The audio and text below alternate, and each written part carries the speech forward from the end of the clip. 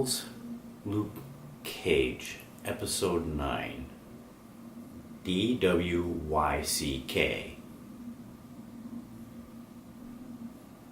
I gotta look that up later. I'm not even sure what it's about. But the whole time I'm going through this is, how's Luke Cage gonna get healed? And it's a question going through my head all through it, because even Claire is even doing research about it too. And it's like, how am I going to do it? And she, found some information about Luke's genetics or the DNA that kind of helped come along that had to do with a shellfish. And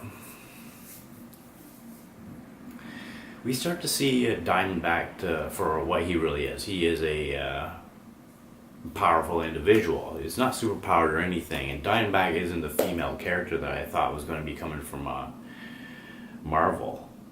I'm not even sure what really to think about that. I kind of thrown a curveball. I was expecting a female character, I believe.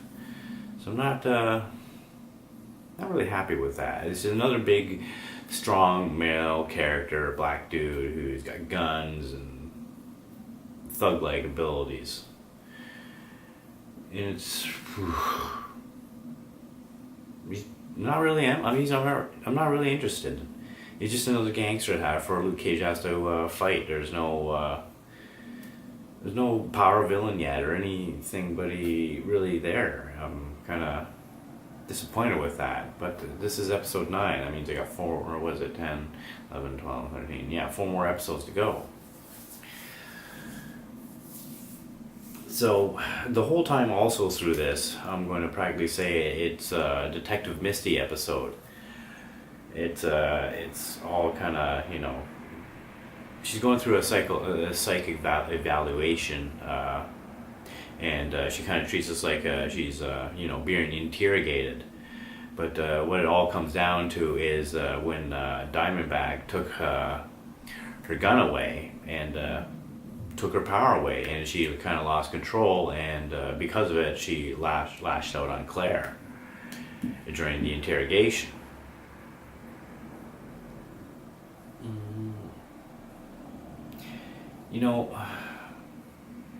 I'm starting to see what this series are starting to do, and I'm almost kind of curious about going back to some of the other Marvel web series and see if this is becoming a pattern. I can't help but notice that they're going into every major player's individual's background, kind of telling a story, because you got to hear about Cottonmouth's story, you got to hear a little bit of Luke Cage's story. Now we're hearing a little bit about Misty's psychological background and what she's all about. But it was high-centered on Misty. Maria, for the counselor, she actually called for a meeting with all the gangsters, and that did go down. And she wanted to be bought out, but Diamondback showed up and nope, wasn't going to let her out. She got reeled totally in because she kind of opened up her mouth and showed Diamondback how intelligent she is and how her thinking will get her further into the criminal underworld. She doesn't have a choice. It seems like that's what's going to happen. And by the end of Misty's interrogation, there's this whole scene where you think she's going to be fired, but she has to reason out why she's the only one that can bring Luke Cage in to stop all this chaos going on that's going on around him, and she gets her badge. But by the end we go to Claire, and they find the doctor, and they think they found a way to heal Luke Cage. I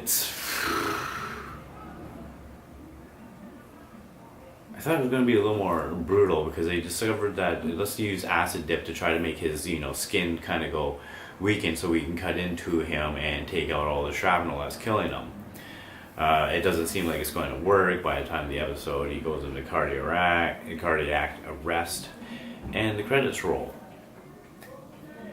So I'm going to say I'm not really satisfied with this episode now that I'm starting to see that how they're trying to extend the story, now that I'm paying attention to that. and how they're basically going to the background of each person. I'm just waiting for the Diamondback episode. Do we really need to get Claire? But I don't know, she's been in so many, I'm not really recalling her background explained in either Jessica Jones or Daredevil. But it's interesting going to see, because they kind of just, with the storytelling, it's like, oh, here we go, we're going to give you a shock, and oh my god, Luke Cage is dead. But you know what, you can't do that surprise with when you reveal a web series and like, oh, we're going to release 13 episodes all at once. And how does one you really, take a storyline hook like that and able to, make it like, because I'm not really feeling the urgency, because you said, oh, look, 1 through 13 episodes.